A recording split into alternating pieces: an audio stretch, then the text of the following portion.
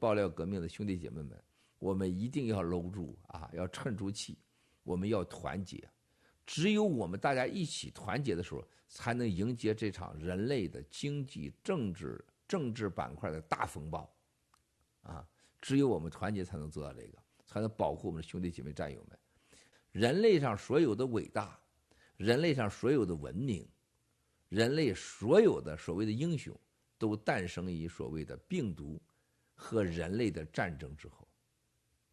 啊！但没办法，这就是人类的命运啊！所以说这次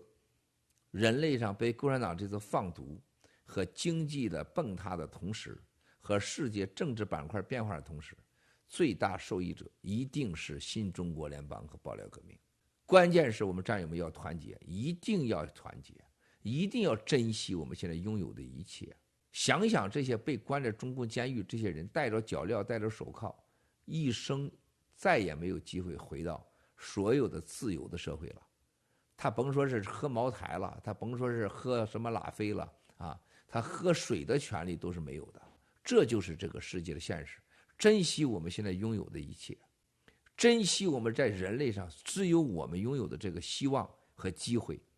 珍惜我们每个战友爆料革命新中国联邦给大家带来这个机会。